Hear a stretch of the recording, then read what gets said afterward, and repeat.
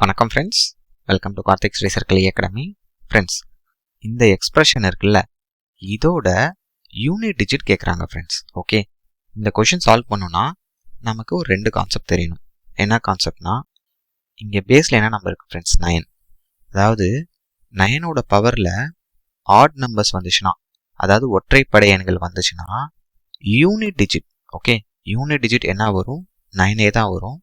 அதே மாதிரி 9ஓட பவரில் ஈவன் நம்பர்ஸ் இரட்டைப்படை எண்கள் வந்துச்சுன்னா யூனிட் டிஜிட் வந்து 1 தான் வரும். ஓகேவா?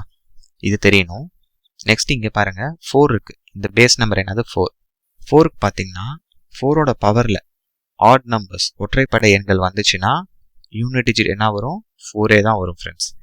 அதே 4க்கு பவரில் ஈவன் நம்பர்ஸ் வந்துச்சுன்னா யூனிட் டிஜிட், இது வந்து யூனிட் டிஜிட் தான், வேல்யூ இல்லை. ஓகே, ஸோ யூனிட் டிஜிட் என்ன வரும்? 6 வரும். இந்த ரெண்டு கான்செப்ட் தெரிஞ்சால் இந்த கொஷின் ஆன்சர் பண்ணிடலாம். இப்போ கொஷின் வாங்க.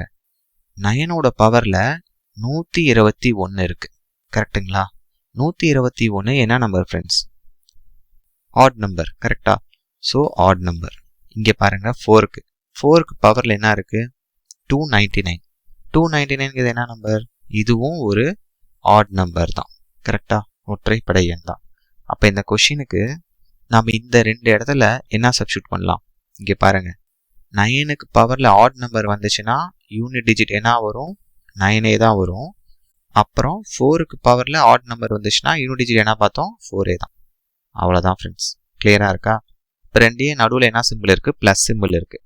ஆட் பண்ணுங்க. 9 + 4 13. இது வந்து வேல்யூ தான். இதோட யூனிட் டிஜிட் எடுத்துக்கோங்க. ஓகே, இந்த சாப்டரே என்னது? யூனிட் டிஜிட் தான். ஸோ வர வேல்யூஸை வந்து நீங்கள் கான்சன்ட்ரேட் பண்ணாதீங்க, அதோட யூனிட் டிஜிட் மட்டும் நீங்கள் கான்சன்ட்ரேட் பண்ணிக்கோங்க. அப்போ இந்த கொஷினோட ஆன்சர் ஆப்ஷன் B 3. கிளியராக இருக்கா ஃப்ரெண்ட்ஸ்? தேங்க்யூ.